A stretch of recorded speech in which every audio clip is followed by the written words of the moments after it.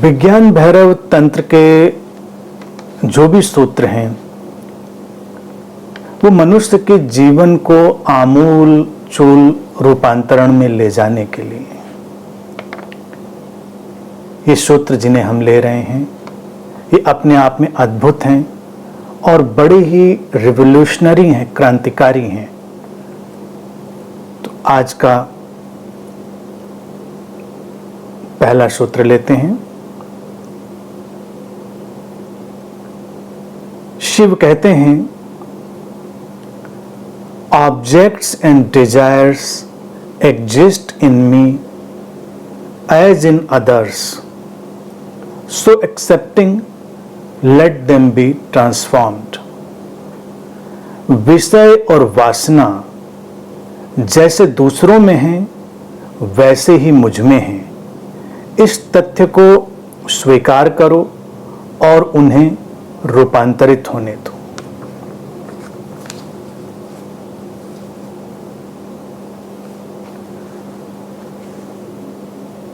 ये सूत्र अद्भुत है, कमाल का है और विज्ञान भैरव तंत्र का जितना भी फोकस है वो मनुष्य के सर्वांगीण रूपांतरण पर है। कोई भी उसके ऊपर दबाव नहीं डालना है, कोई अतिरिक्त उसको महत्वाकांक्षा की दौड़ नहीं देनी है। कई बार सुनते हुए सूत्र इतने सामान्य से लगेंगे कि लगेगा अरे इतनी सी बात, लेकिन अगर हम जागरूकता से देखेंगे तो इतनी सी ही बात अपने आप में क्रांतिकारी है। अध्यात्म के सारे जाल जंजाल को हटा देने वाली है। ये सूत्र मनुष्य की साधारणता की जो गरिमा है उसकी ओर उसे ले जाता है। विषय और वासना जैसे दूसरों में है वैसे ही मुझ में है, इसे स्वीकार करें पूरी तरह और उन्हें रूपांतरित होने दें।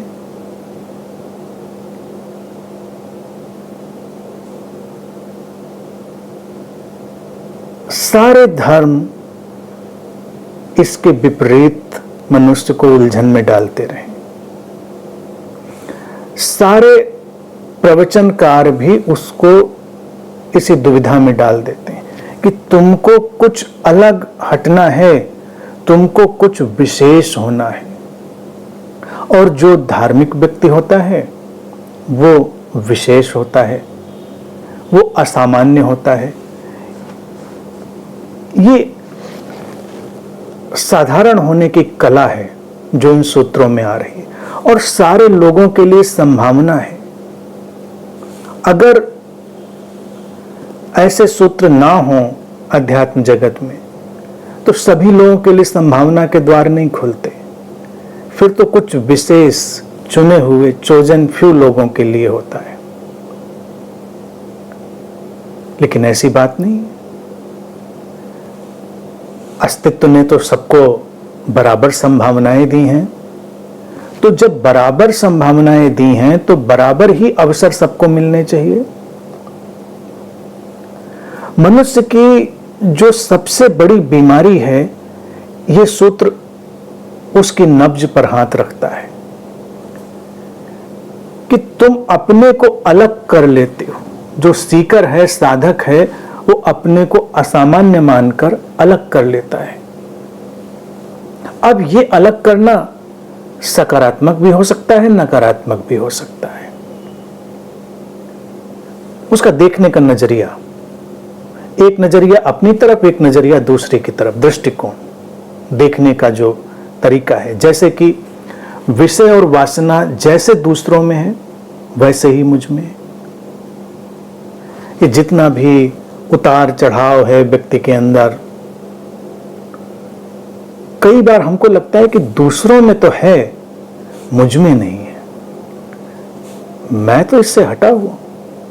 काम, क्रोध, लोभ, मोह, मद, जितनी भी बातें करी जाती हैं, जितनी भी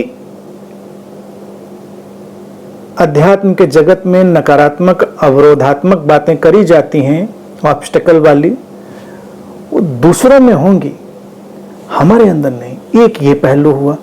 दूसरा पहलू इसका ये भी कभी कभी होता है कि मैं ही शायद बहुत गया बीता हूं कि मेरे अंदर ये सब भावनाएं हैं, मेरे अंदर ये विषय वासनाएं हैं। कुछ लोग हैं जिनके अंदर नहीं है, ऋषि मुनि संत, वो विषय वासनाओं से मुक्त हैं, हम नहीं हैं। ये तुलना घट जाती है। मनुष्य के अंदर से सारी तुलनाओं को समाप्त करने के लिए ये सूत्र आया है। इसमें ध्यान विधि जैसा तो कुछ नहीं है कि हम विधि का कोई प्रयोग करेंगे, समझ है। इसमें स्वीकार की एक गहरी दशा है, एक इंटेंस स्टेज है एक्सेप्टेंस की। और ये गहरे में जैसे जैसे इसकी एक एक परत आप उघाड़ कर समझेंगे, ये व्यक्ति के अकर्ता स्वभाव में, उसके नॉन डूअर नेचर में ही ले जाती है।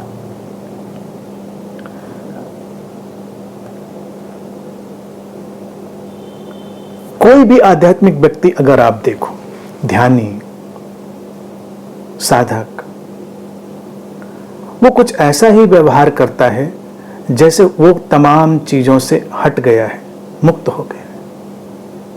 हिंसा नहीं है उसके अंदर, क्रोध नहीं है उसके अंदर, जितनी भी आप बातें विषय वासनाओं की ले सकते हैं, वो ऐसा मानता है। और शिव यहां पर ये सूत्र इतने यात्रा में आगे जाने के बाद विज्ञान भैरव तंत्र की देवी के सम्मुख रखते हैं। तो यहां पर यह भी एक प्रासंगिकता है कि जब आपने बड़ी यात्रा कर ली है तो कहीं आपके भीतर ये भ्रम, ये अहम न पैदा हो जाए कि मैं विशेष हूं। इसलिए इस सूत्र को यात्रा के करीब करीब आधे पड़ाव पर लाया गया है, प्रारंभ में नहीं लाया गया। यात्रा की एक निश्चित अवधि पूरी करने के बाद अक्सर लोगों को लग जाता है, ओह आई एम स्पेशल, क्योंकि अब तुम्हें वो धक्का नहीं लगता उस तरह का। तो धक्का नहीं लगता है विषय और वासना का, तो इसका क्या अर्थ समझा जाए कि आपके भीतर नहीं है। सूत्र कहता है जैसे दूसरों में है वैसे मुझ में भी है, सब में है, पोटेंशियल फॉर्म, बीज रूप में रूपांतरित भी हो गया है, तब भी उसका एक बीज रूप अभी भी वहां पर विद्यमान है, कभी भी जागृत हो जाता है। इसीलिए कभी देखो कितने साधु संत होते हैं, ऋषि मुनि होते हैं, बड़ी अच्छी यात्रा पर जा रहे होते हैं, अचानक किसी महत्वाकांक्षा के शिकार हो जाते हैं, अचानक किसी लोभ मोह के शिकार हो जाते हैं। अनेक अनेक व्याधियां जो लगता था कि खत्म हो चुकी हैं, उनको किसी भी मुकाम पर पकड़ लेती हैं। अब चूंकि व्यक्ति इतना कुशल हो चुका होता है तर्क वाला कि उनको हर तर्क में ढकता है कि ये ऐसा है, ये ऐसा है, ये ऐसा है, लेकिन वो है अभी छुपा हुआ। यहीं पर विज्ञान भैरव तंत्र का सूत्र एक अल्टीमेट रिवॉल्यूशन लेकर आता है कि हर व्यक्ति सामान्य है। विज्ञान भैरव तंत्र का ये सूत्र के विषय वासना जैसे दूसरों में है वैसे मुझ में है, इसे पूरी तरह स्वीकार करना है। स्वीकार के साथ रूपांतरण में जाना है, जाना नहीं है, रूपांतरण घटेगा। अब यहां पर मूल बात क्या है कि तंत्र हमको विशेष होने की दौड़ नहीं देता। वो कहते सामान्य, हर व्यक्ति सामान्य है। वो जो परम सत्ता है, वो जो बुद्धा नेचर है, वो सबके अंदर वैसे ही छुपा हुआ है। जैसे तुम्हारे अंदर वैसे ही दूसरे के अंदर। जैसे अमावस तुम्हारे भीतर घटती है वैसे दूसरे के भीतर, जैसे पूर्णिमा दूसरे के भीतर घटती वैसे हमारे भीतर। ये शुक्ल पक्ष और कृष्ण पक्ष का जो ये नृत्य है, ये सबके भीतर समान रूप से चलता है, क्योंकि व्यक्ति द्वैत का एक निर्माण है, नृत्य है। रूपांतरण आएगा, रूपांतरण की बात करी है, तो ऐसा नहीं है कि विषय वासनाओं में हमेशा अटका ही रहेगा व्यक्ति। यही तो सूत्र की अपनी महत्ता है कि विषय वासना के पार भी जाएंगे, लेकिन जाएंगे उसके स्वीकार के साथ ही, अस्वीकार के साथ नहीं जा पाएंगे।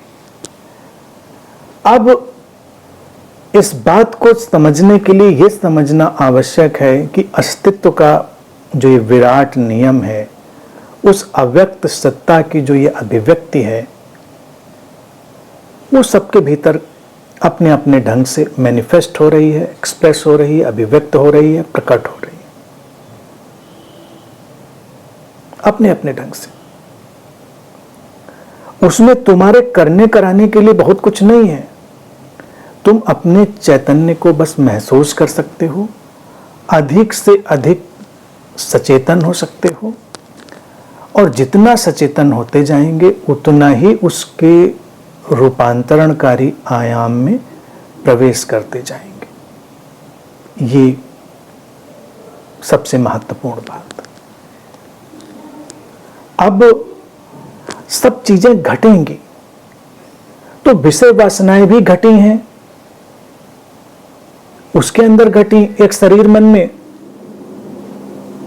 अस्तित्व की देखिए अपनी विचित्रता भी बड़ी रोचक होती है, और अनंत में तो अक्सर होती है कि अब हम लोग ऐसे सूत्र पर बात करें तो परिस्थितियां भी वैसे ही सामान्य बनती हैं। कोई असामान्य परिस्थिति नहीं, सामान्य परिस्थिति। जब उतार होते हैं, चढ़ाव होते हैं, कुछ आता है, कुछ जाता है, कभी अंधेरा होता है, कभी रोशनी होती, उसका ठीक ठीक रिप्रेजेंटेशन ही हो जाता है, जो हो गया अभी। ये भी एक बड़ा रहस्य गुथा हुआ होता है। अक्सर मैं देखता हूँ अनंत में कि जो बात कही जा रही होती उसका सीधा सामने मैनिफेस्टेशन ही हो जाता है। तो हम लोग एक सामान्य परिस्थिति में बैठे हुए हैं, सामान्य ढंग से बात कर रहे हैं। ये सामान्यता का सूत्र है, और सामान्यता की जो दिव्यता है, गरिमा है, उसके उद्घोष का सूत्र है। और जैसे ही इसको समझेंगे, इसको स्वीकार करेंगे, तो रूपांतरण, वो रूपांतरित होंगी चीजें। रूपांतरित हो, इसके लिए हमें अपना नॉन डूअर नेचर समझना होगा कि व्यक्ति के भीतर विषय वासनाएं घटती हैं, तो उस पे तुम कुछ कर नहीं सकते। कम और ज्यादा मात्राएं हो सकती हैं, मात्राओं का भेद हो सकता है, लेकिन हम जब कुछ खास मूल्यों को बहुत महत्व दे देते हैं, तब व्यक्ति के अंदर दिखावा और पाखंड शुरू होता है। व्यक्ति दिखाना शुरू करता, नहीं मेरे अंदर ये नहीं है। अब हमने अगर क्रोध को बहुत बुरा साबित कर दिया, जो कि अपने ढंग से परिणाम के रूप में बुरा परिणाम लाता है, लेकिन वो अनुभव है, क्रोध तुमने पैदा नहीं किया। क्रोध के प्रति सचेतनता ही उसे रूपांतरित करेगी। क्रोध निंदित नहीं है, सामान्य है, सभी के अंदर होता है। ऐसा नहीं किसी के अंदर होता है, किसी के अंदर नहीं। तो कोई फिर ऐसा भी निकल कर बीच में आएगा जो प्रिटेंड करेगा, नहीं मेरे अंदर क्रोध नहीं है, बिल्कुल क्रोध नहीं मेरे अंदर। और ये करते करते ही किसी का सिर फोड़ सकता है वो, कि नहीं बिल्कुल शांति से ही मैं किसी का सिर फोड़ सकता हूं बिना क्रोध के। क्रोध से ही तो तुम करोगे हिंसा सारी। लेकिन फिर पाखंड और दिखावा शुरू हो जाएगा। अध्यात्म का किसी भी पाखंड और दिखावे से कोई लेना देना नहीं, उसका लेना देना है रूपांतरण से। जब सहजता से इसको स्वीकार कर लिया कि सबके अंदर ही घटता है, विषय वासना का सारा फैलाव सबके अंदर ही है, तो हम सहज हो जाते हैं।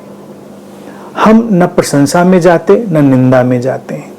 रूपांतरण की सहजता को भी स्वीकार कर लेते हैं और गैर रूपांतरण की सहजता को भी स्वीकार कर लेते हैं। कोई व्यक्ति विषय वासना में अभी उलझा है तो हम उसको ये नहीं कहते कि तुम कहाँ उलझे हो विषयों में, वासनाओं में, नहीं कहते उसको, क्योंकि हम जानते हैं कि इस क्षण अस्तित्व ने, समग्रता ने, टोटलिटी ने उसको इसी तरह से रचा है या इसी तरह से उसके अंदर से समग्रता अभिव्यक्त हो रही है। कोई बात नहीं, वो इसको स्वीकार कर लेगा तो रूपांतरण की यात्रा पर चला जाएगा। जैसे दूसरों में वैसे मुझ में, यही चीज हमारे अंदर एक जो यूनिवर्सल ब्रदरहुड, सिस्टरहुड, वटेवर जो भी नाम दें या वननेस कहें, यूनिवर्सल वननेस लाने में सहायक होता है। क्योंकि ऐसे तो हम किसी व्यक्ति को बहुत ही पवित्र बना देंगे और किसी को बहुत अपवित्र बना देंगे। अस्तित्व में पवित्रता अपवित्रता जैसा कुछ नहीं है, हीनता और महानता जैसा कुछ नहीं है। यहां जो जैसा है वैसा है, वो अपने जैसा है। अब अगर हम सूत्र की बहुत ही प्रैक्टिकलिटी से रूबरू हों तो दिखेगा कमोबेश हमारे अंदर सब कुछ छुपा है। तुम्हारे अंदर एक अगर साधु है तो एक शैतान भी है। परिस्थितियां बहुत कुछ बदल सकती हैं, परिस्थितियों का बदलाव बहुत अंतर ला सकता है। ये बदलते हुए प्रवाह है व्यक्ति के भीतर, लेकिन इसके अंदर जो मैजिक है सूत्र में वो यही है स्वीकार। इसको स्वीकारना, स्वीकार से हम पार हो जाते हैं। स्वीकार हमको इतना सहज बना देता है कि हम अपने विषय और वासना के प्रति सचेतन हो पाते हैं, और जितना हम सचेतन हो पाते हैं उतना ही वो रूपांतरित हो जाती है। तुलना व्यक्तिगत तौर पर हो या बाहरी सामूहिक तौर पर हो, हर तुलना को गिराकर ही इसमें प्रवेश होता है। किसी भी बात पर कभी प्रयोग करके हम इसको देख सकते हैं। क्रोध हो, काम वासना हो, कोई भी चीज हो, ये तो उदाहरण है, कोई भी रेंज हो सकती है हमारी विषय वासनाओं की। अगर हम ये जानते हैं कि जैसे दूसरों में है वैसे मुझ में है, तो हम अपनी दिव्यता महानता के भाव से पहली बात तो हट जाएंगे। हमारे अंदर हो सकता है वो किसी स्तर पर रूपांतरित होकर हो, प्रसुप्त अर्थात छुपे हुए रूप में हो, किसी भी रूप में हो, लेकिन वो है, क्योंकि अस्तित्व ने सारे रंगों से सबको रचा है। सारे रंगों से हर कोई बनाया गया है यहां पर। तो अगर हम स्वीकार कर लेते हैं, मान लीजिए तुम बहुत बड़े ध्यानी हो और तुम अपने क्रोध या अपनी सेक्सुअलिटी या अपने ग्रीड या किसी भी चीज को एक्सेप्ट कर लेते हो कि है तो मेरे अंदर भी। महत्वाकांक्षा की दौड़ थी तो तुमने उसको भी स्वीकार कर लिया, हाँ है तो मेरे अंदर भी। तो जल्दी ही तुम देखोगे कि उनकी जो पकड़ थी वो खत्म हो रही है, वो लूज हो रही है, ढीली पड़ रही है, जा रही है। क्योंकि विषय वासनाओं की पकड़ और उनसे मुक्ति यानी रूपांतरण, वो इसी बात पर निर्भर करता है कि हम उनको स्वीकार करते हैं, अस्वीकार करते हैं। ये बहुत ही रोचक है।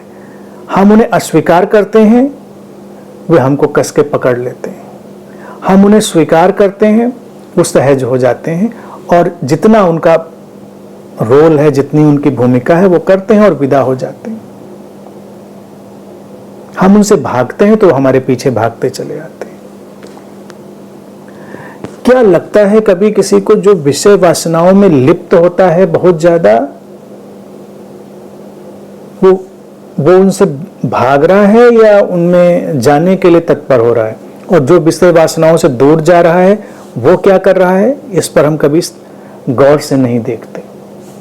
जो बहुत लिप्तता में है, कोई भी भावना हो सकती है, वो भी एक अर्थ में उससे लड़ाई लड़ रहा है अपनी विषय वासना से, और जो भाग रहा है वो भी उससे लड़ाई लड़ रहा है। युद्ध कर रहा है। कैसे? जब आप विषय वासना के किसी भी उसके स्ट्रक्चर, उसके स्वरूप में लिप्त होते हैं पूरी तरह, तब भी आप उसकी मूल भावना को, उसके मूल स्वरूप को जान नहीं पाते या जानने से बचना चाहते हैं।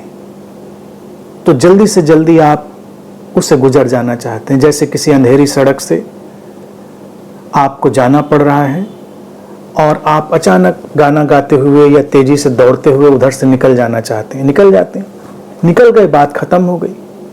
अब मनुष्य के अंदर ये बातें कि इनसे हमको बचना है इतनी ज्यादा डाल दी गई हैं और हमारे सामने ऐसे कुछ पैमाने भी रख दिए गए हैं।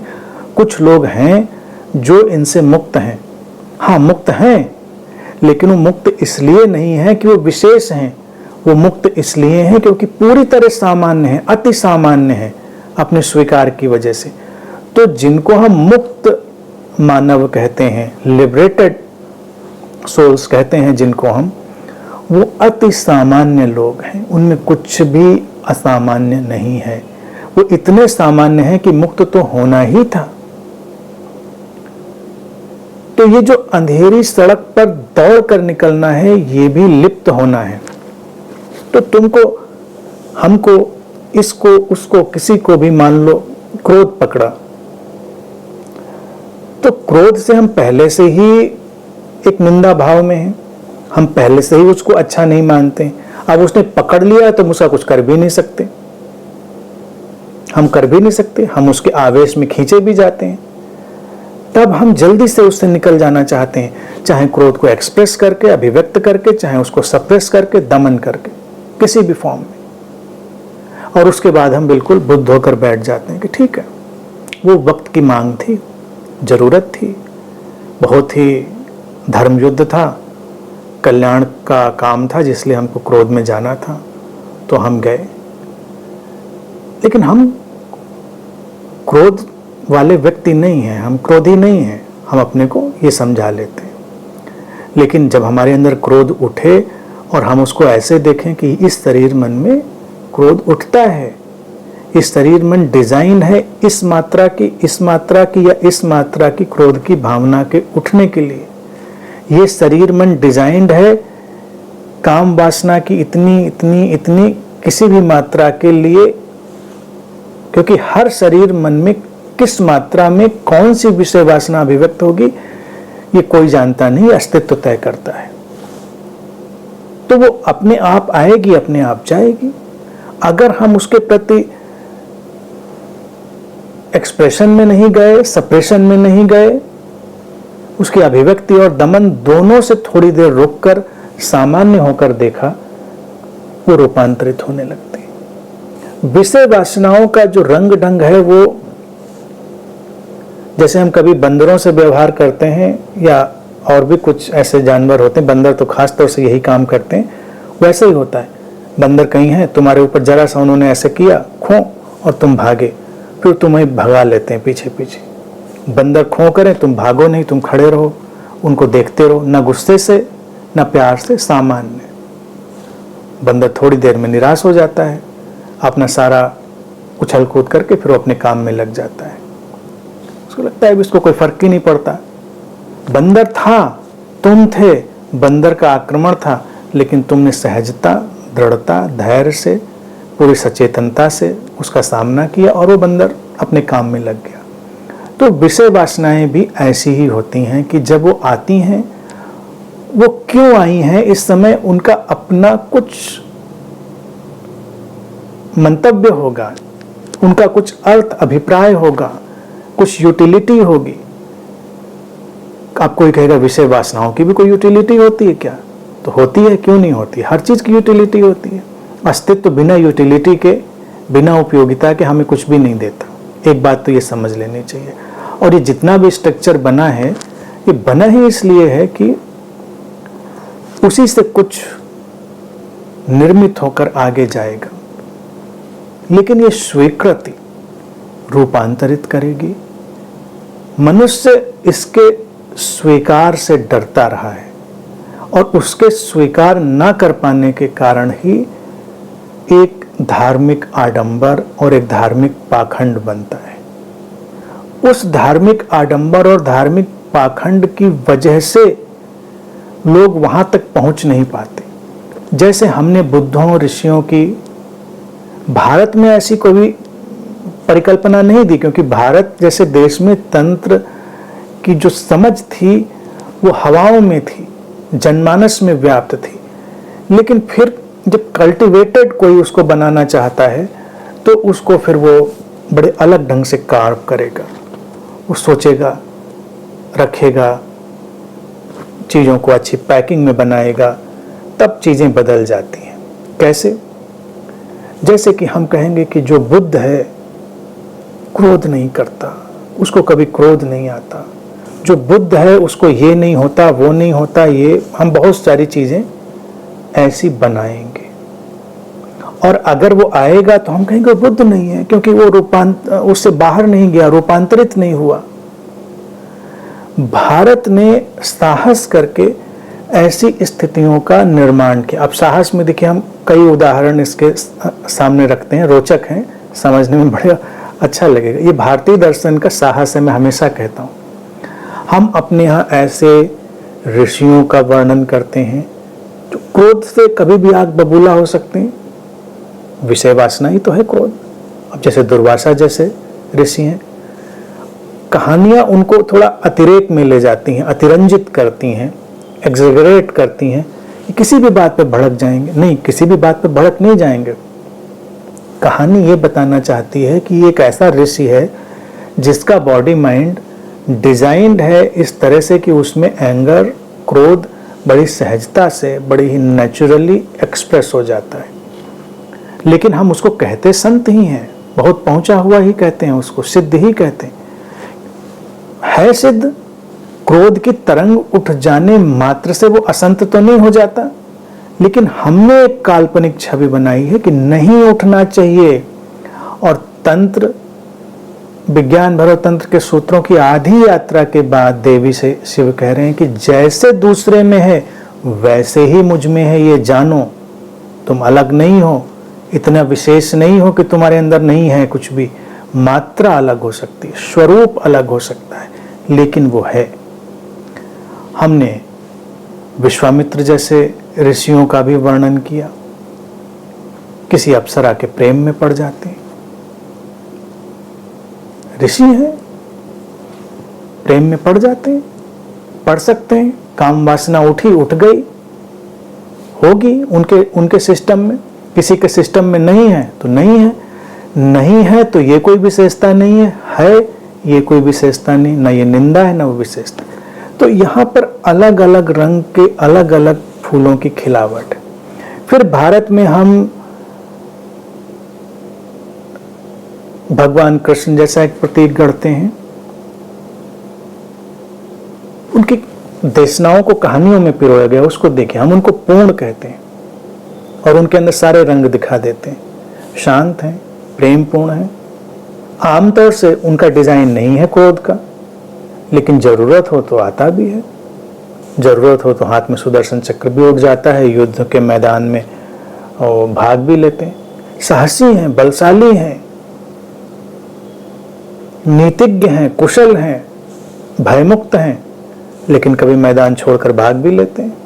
रणछोड़दास। तो हमने कृष्ण के कैरेक्टर में सब कुछ दिखा दिया। अनन्य प्रेम से भरे हैं, प्रेम से भरे हैं तो प्रेम में काम वासना भी कहीं ना कहीं आ ही जाती होगी।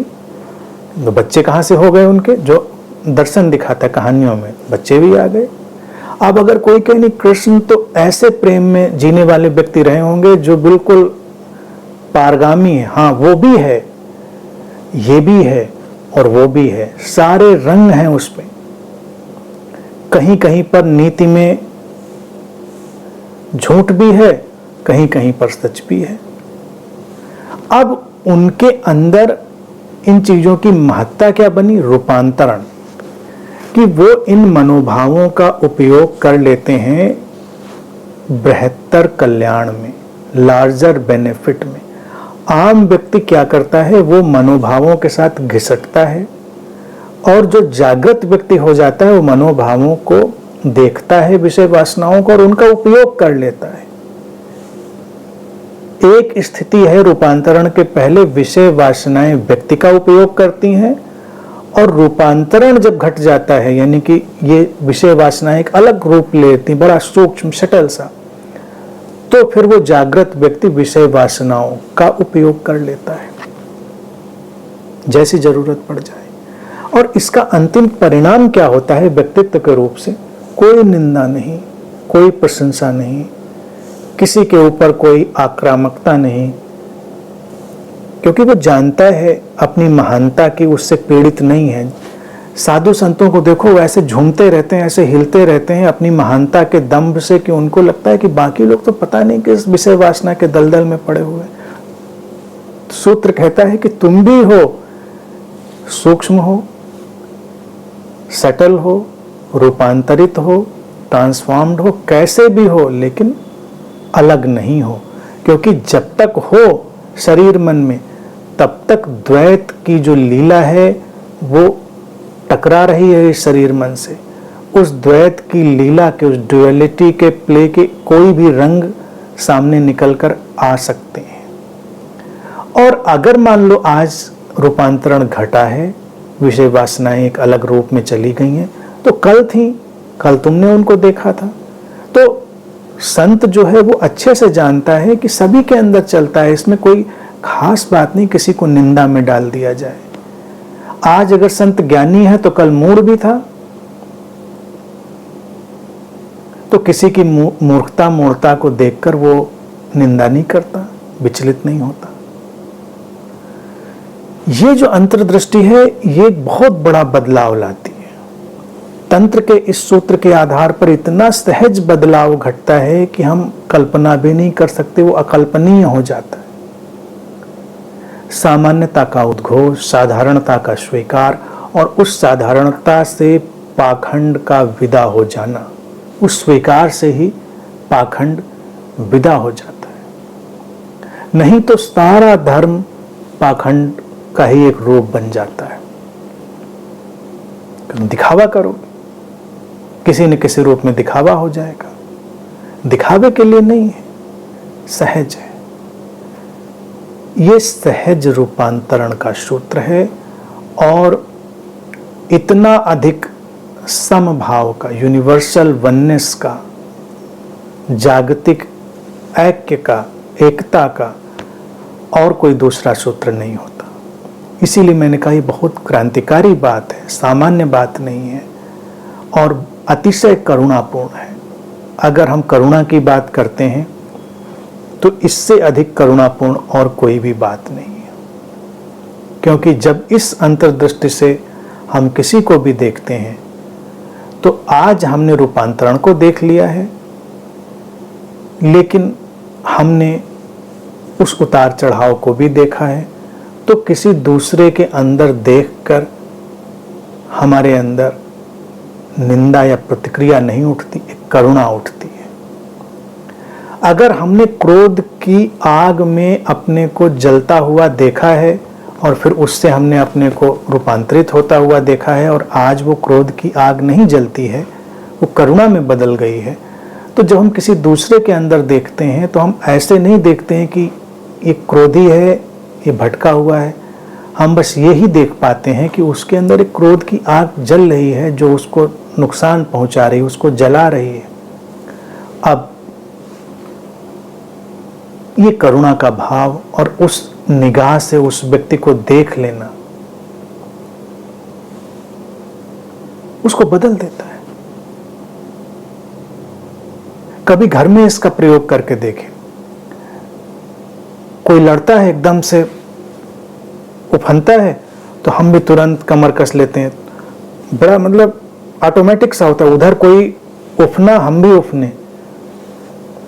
कभी देखें कोई क्रोध में आए घर में, इस सूत्र की परिभाषा के अंडरस्टैंडिंग के हिसाब से आप उसको करुणा से देखें। उठा है, उठता है, सामान्य है, उठ सकता है, लेकिन क्रोध की आग तो जलाती है, पीड़ित करती है। और उसकी जो क्रोध की लपटें हैं वो धीरे धीरे शांति और प्रेम की जो आलोकित अवस्था है उसमें बदल जाए। अब आग देखिए दो तरह से जलती है, दिए में जले तो कितनी कोमल सौम्य रोशनी देने वाली होती, वही आग अभी आप सब घर में फर्नीचर पर्दों में लगा दिए तो भभक कैसे जलती, जैसे सब जलाकर खत्म कर देगी, आग ही है। तो एक आग अनियंत्रित होकर हट गई, नियंत्रित हो गई। तो जैसे अनियंत्रित आग जलाकर खत्म कर देती है और नियंत्रित आग दिए की लौ बन जाती है, रोशनी करने वाली, ऐसे ही विषय वासनाएं रूपांतरित हो जाती हैं। काम वासना अगर अनियंत्रित हो जाती है तो वो व्यक्ति के अंदर तमाम तरह की विकृतियां, विचलन और शोषण और हीनता और दीनता और बहुत कुछ लेकर आ जाती है। और वही काम वासना अगर दिए की लौ की तरह नियंत्रित हो जाती है तो वही प्रेम, सौम्यता, संवेदनशीलता, एक दूसरे के प्रति सद्भावना इसमें बदल जाती है। रहती है, आग रहती है। अब वो अनियंत्रित होकर जलाए या नियंत्रित होकर आलोकित करे, बस इतना ही रहता है। तो सूत्र यही कहता है कि वो है, लेकिन जो दिए की लौ है वो किसी भी क्षण आग लगा सकती है, ये भी तो उतना ही सच है। तो इसलिए अगर दिए की लौ भी है तो बहुत इतराना नहीं चाहिए कि हाँ अब तो ये बिल्कुल आलोकित कर रही। किसी भी क्षण अगर नासमझी से उस दिए का उपयोग हो जाए तो वो भी आग लगा सकती है। तो इतना सामान्य बना देता है सूत्र एक बुद्ध को, एक गुरु को, एक सामान्य व्यक्ति को, कि व्यक्ति सहज होकर जीता है, बिना किसी भेदभाव के जीता है, और इससे बड़ा रूपांतरण कोई नहीं है। और ये परम स्वीकार की दशा व्यक्ति को आमूल चूल बदलती है। मतलब फिर कोई ऐसा बदलाव नहीं है कि आया और गया, ये हमेशा के लिए बदलाव ले आता है ये स्वीकार। तो इसलिए इस सूत्र का इतना क्रांतिकारी महत्व है।